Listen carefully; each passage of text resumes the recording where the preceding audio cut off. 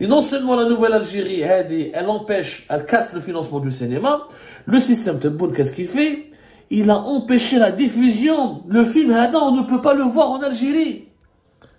On ne peut pas le voir. Là, il y avait une avant-première qui était prévue le 10 décembre 2022 à la salle Bleu Zeydoun fait Alger. Elle a été annulée par le ministère de la Culture.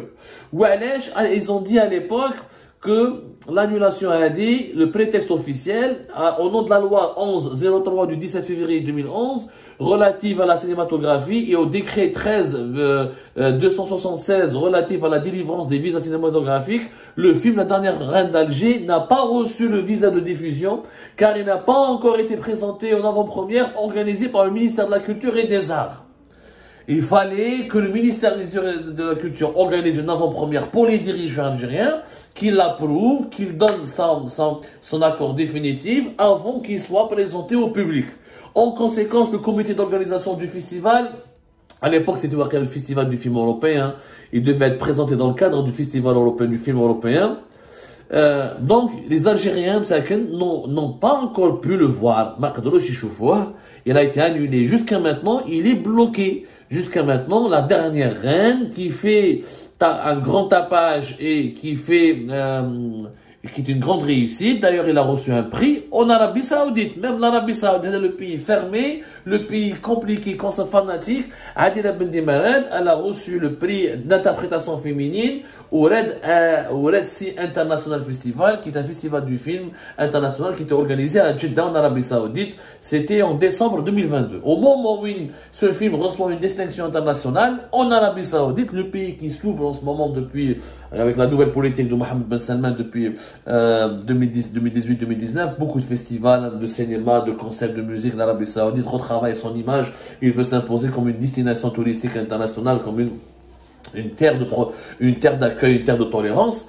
Et ben, ce film algérien a gagné une récompense en Arabie Saoudite, mais il est interdit en Algérie. La véritable raison, c'est quoi?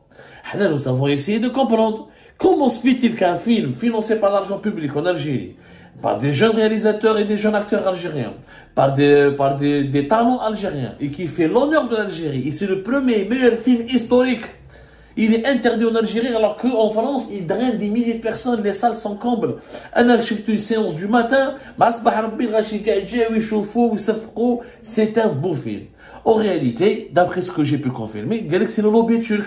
Tebboune, le gouvernement terreau, ils ont bloqué le film parce que les Turcs auraient protesté. C'est un film qui est anti-turc. Il présente la présence turque en Algérie comme étant du colonialisme. Il y a des faux, c'est des faux faits historiques. Ce qui est complètement, d'ailleurs, on ne parle pas de l'Empire ottoman, on ne dit pas du mal de l'Empire ottoman, on qualifie pas la Turquie de colonialisme, ce qui est complètement faux dans le film. On parle des corsaires. Les corsaires qui étaient indépendants de l'Empire ottoman, qui étaient rattachés, qui étaient financés et qui faisaient des raids et qui attaquaient l'Espagne notamment et l'Italie, et les républiques d'Italie comme Venise, etc. au Gênes, à l'époque lorsqu'il y avait une grande guerre d'influence qui opposait l'Empire ottoman à l'Italie, à l'Italie et à l'Espagne notamment. Donc pour le camp de l'Empire ottoman, les corsaires, les frères Arrouj, faisaient écumer la Méditerranée pour un petit peu empêcher que l'Espagne et l'Italie, que l'Espagne notamment, ne conquièrent des parties importantes du monde musulman, notamment de l'Afrique du Nord, en Algérie. C'est tout. Il n'y a pas un procès à la Turquie, il n'y a pas eu de procès à l'Empire ottoman, il n'y a pas eu une falsification des faits. Le film raconte très bien le contexte, il y a une mise en contexte, il est très pédagogique, il n'est pas accusateur, il raconte juste une histoire vraie. Bon, la reine Zafira, il n'y a pas de preuve historique réelle, mais elle a vraiment existé. En tout cas, il n'y a pas une unanimité au sein des historiens. Il y a beaucoup d'historiens qui disent que c'est pas vrai, qu'elle n'a pas existé. D'autres qui disent qu'elle a existé. Mais en tout cas, Arrouj, il a existé. On sait comment il a fini. Il a fini mal. À Tlemcen, il a perdu une bataille. Il a été ensuite, sa tête a été exposée en Espagne parce que les Espagnols le détestaient parce qu'il avait infligé de lourdes défaites aux Espagnols, notamment à Alger, à Djidjen. Et c'était une figure historique importante. Effectivement, Arrouj a pris le pouvoir à Alger, il a comploté, il a détourné, mais il n'a pas colonisé. Il n'a pas ramené une population pour exterminer une population. Il a occupé Alger, il a pris le trône. C'est une forme d'occupation. C'est pas du colonialisme tel qu'on l'a connu avec les Français.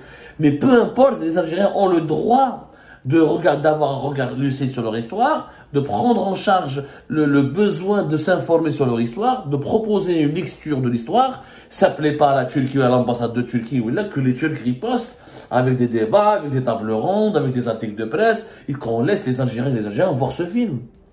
C'est abominable de les empêcher de voir ce film, qui est une réussite encore une fois. Un film algérien qui est cartonne à l'étranger, mais interdit dans son propre pays. هاي la nouvelle Algérie. هذه يا جماعة والله العظيم غير كارثة. كارثة. واش نقول لكم ça fait mal au cœur.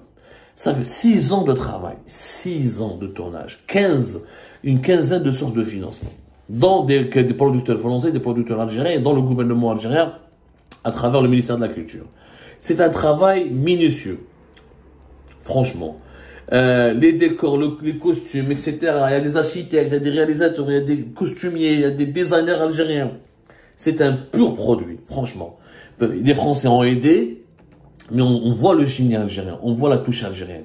C'est le premier travail cinématographique algérien convaincant, à 100% convaincant, et conforme aux normes les plus modernes dans l'industrie cinématographique.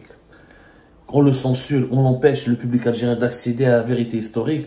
Mais c'est même pas une vérité. Ok, c'est pas une vérité. Zafira n'a pas existé. Arrouj n'était pas mauvais. Laissez-les débattre. Laissez les gens du cinéma apporter un certain regard. Ce n'est pas le Coran, c'est un film. C'est pas une Bible, c'est pas du Coran, c'est pas un hadith, c'est pas de la propagande, c'est un film. C'est une invitation à découvrir à regarder ou à redécouvrir une fresque historique d'Alger. Ensuite, il y a le débat. Il y a les historiens qui devront continuer de s'exprimer, il y a la presse qui doit jouer son rôle, le public il est mature, il pourra consulter plusieurs sources et se forger son propre opinion. Et le film est une réussite sur le plan cinématographique, sur le plan technique, des acteurs de génie, une réalisation de génie, une production digne des grosses productions modernes. Ça ne peut faire, on en est fier, ça ne peut que nous faire, ça ne peut que nous réjouir. Malheureusement la censure, la bêtise humaine des dirigeants algériens empêche le public algérien de voir ce film qui cartonne à l'étranger. Encore le génie algérien